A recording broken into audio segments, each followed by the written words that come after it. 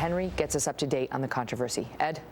Good evening, Megan. This really cuts right to the heart of the question of why Hillary Clinton is struggling on whether she's honest and trustworthy with voters. Just within days of the Benghazi terror attack, she and the president, as you noted, went to Andrews Air Force Base to meet with the families of the 4 victims. And some family members have publicly said that on that grim day, Hillary Clinton told them the attacks were sparked by a video. Charles Woods, whose son Ty was killed in Benghazi, said he actually wrote down in a notebook verbatim as she spoke. He quotes her as saying, "We are going to have the filmmaker arrested who was responsible for the death of your son." First of all, that's different from what Clinton told her daughter Chelsea and at least one diplomat.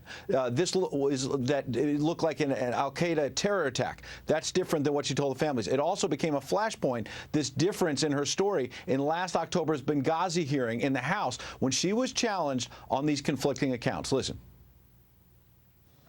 You had a conversation with the Egyptian Prime Minister. You told him this: "We know the attack in Libya had nothing to do with the film. It was a planned attack, not a protest." Well, Congressman, there was a lot of conflicting information that we were trying to make sense of. And despite Charles Woods saying he wrote down verbatim what Clinton said on 2 occasions recently, she has now suggested the families are not remembering this correctly. She first said that on ABC News with George Stephanopoulos. Listen to this exchange. Did you tell them it was at the film, and what's your response? No. I said very clearly, there had been a terrorist group that had taken responsibility on Facebook. This was a fast-moving series of events in the fog of war.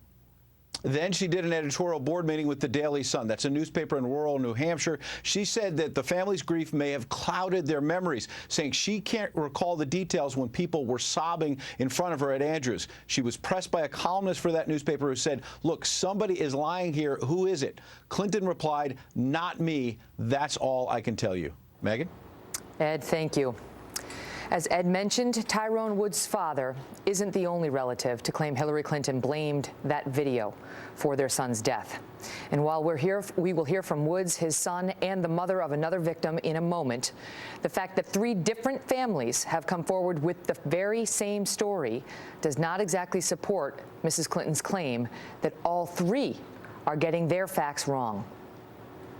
You know, when I think back now to that day and what she knew, you know, it shows me a lot about her character, that she would choose in that moment to basically perpetuate what she knew was untrue. That's the sister of Glenn Doherty, who was killed in that attack. Patricia Smith is the mother of Sean Smith, who was killed in that attack. And we are also joined by Charles Woods, the father of Tyrone Woods, who was killed in that attack, along with Tyrone's brother, Jeremiah. Thank you all so much for being here with me tonight. Pat, I'll get to you in one moment. I'll start with Charles and Jeremiah. First, I know you were all at the premiere last night. Your reaction to it, Charles? Well, from the very beginning, I felt like probably anyone else that lost a loved one. You want to be there at the moment that they die. You want to be at their side. You want to know what they were going through. And I had always wanted to talk with one of the men that was with Ty. I was able to do that both before and after the premiere. And I really wasn't ready for what I saw on the screen. I'd read the book. I thought I was prepared.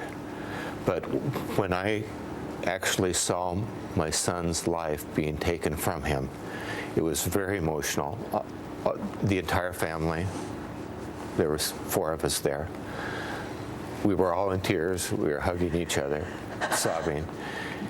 It was almost like I didn't want to be there, but I'm glad that I had the experience. It did add to the healing process. The healing process, the closure, and it was positive, but very powerful, because this is what really happened. You know, there's a lot of smoke and mirrors that have gone out from both the left side and the right side, but these men that were with Ty, they were telling the truth. This is what actually happened. Make no mistake about it, when you see the movie 13 Hours, you will see that Tyrone Woods emerges as an incredible hero who rallied those men and did everything in his power to try to override the orders they were being given to stand down and not go help the ambassador at the consulate. But they went. They just went too late because they were told not to. And finally, you'll see in the movie what he did. When you saw that, Jeremiah, when you see your brother depicted and the heroism that he showed and the love that the other guys felt for him. What was it like for you? It was unbelievably touching. Like my father said, in the movie, you could absolutely tell that there was the touch of people who were actually there on the ground. You could see that their input was 100% taken by Michael Bay and the actors who were portraying it. And we have footage of that, of the behind-the-scenes guys, the real guys, you know, Tonto and Oz and Tig telling Michael Bay, this is how it was done, this is how it went down. Actually, it was Oz, I believe, we were talking after the premiere, and he was saying, when Michael Bay was signed on for the movie, he essentially said, if you don't get this right, I'll be waterboarding you, essentially, you know, only slightly Oz, just, I'm who sure. was very close with Ty, and we have a picture of him visiting Ty's grave. I mean, his death took its toll on you and on the men who served with him. This is that picture here. We interviewed Oz and the other two guys not long ago. I want to ask Pat, because I know you were there, and my heart goes out to you as a mother. I know how difficult it must have been for you, and you were not able to stay throughout the whole movie. I left as soon as Sean came on screen, or the person that portrayed him. I couldn't handle it. Hillary's a liar. I know what she told me. Oh, Pat. I know it must be so hard. So many people want to put this behind them and say, Hillary sat there and she testified. She testified for her own 13 hours, and they say it's done. They say there's no story about Benghazi, and that she did everything she could do through the fog of war, and she came right out and said she is not lying, suggesting you are the one who is lying about what happened at that Air Force base. Bull feathers. That's just plain old bull.